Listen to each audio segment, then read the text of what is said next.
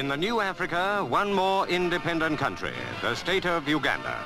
At Entebbe Airport, Prime Minister Milton Obote and His Highness the Kabaka wait to greet the Britannia, which brings the Duke of Kent to represent the Queen at the independence celebration. And with the Duke, of course, his beautiful young Duchess. Lady Coutts, wife of the Governor, greets the Duchess while the Duke shakes hands with the Kabaka. A formal occasion, but more than that, because Uganda is gaining its freedom without bitterness, at its own request, becoming an immediate member of the Commonwealth. So the traditional gestures have a real meaning of friendship.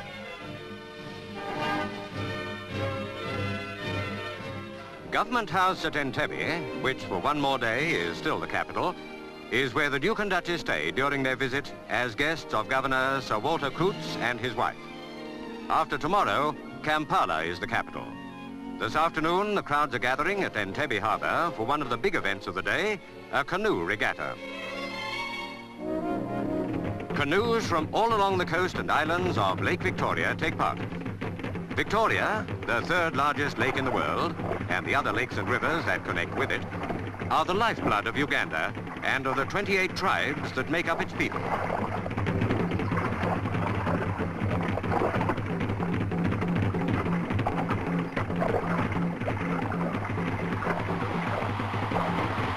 Biggest of the tribal areas is the Kingdom of Buganda, of which the Kabaka is the hereditary ruler.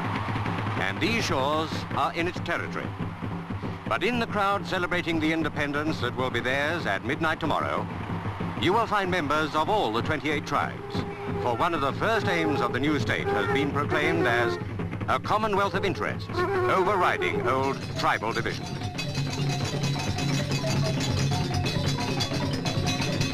At Twikobi, the Kabaka's palace, His Highness is to give a cocktail party. And more crowds are waiting and entertaining themselves while they wait to see the Duke and Duchess arrive. But first, the Guard of Honor.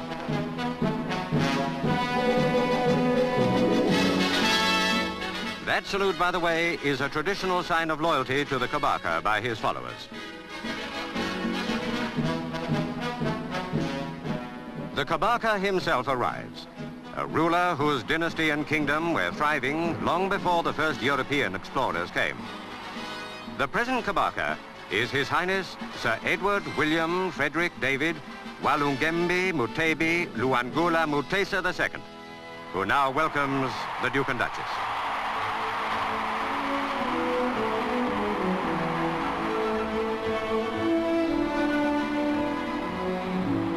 And now the Kabaka presents his ministers to the Duke and Duchess.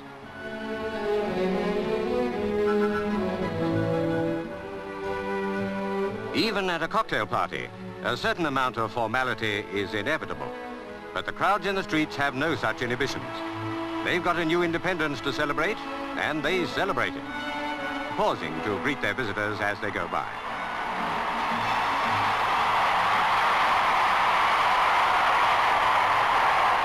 The British, too, can contribute their share of noise and colour to a celebration when they want to. And the Scots Guards do just that for the big independence tattoo in Kololo Stadium. This is the climax of all these days of rejoicing, because here at midnight, Uganda's independence will formally begin.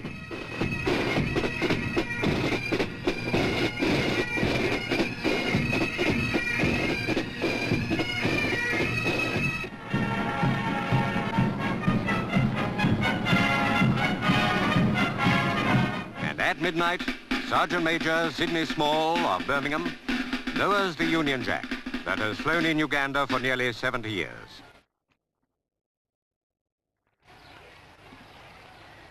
At the same moment, the 4th Battalion King's African Rifles becomes the 1st Battalion Uganda Rifles. And to replace the Union Jack, the black, gold and red flag of the new young state, Uganda is born again, free and independent.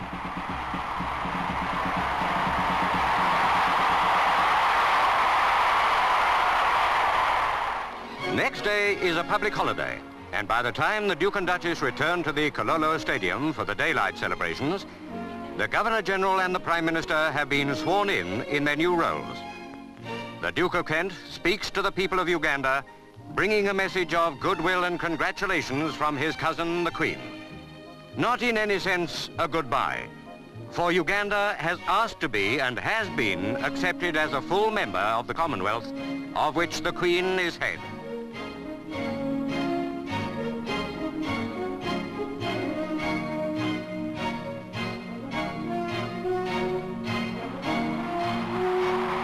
Next morning, the Duke and Duchess arrive at Parliament House for the state opening of Parliament.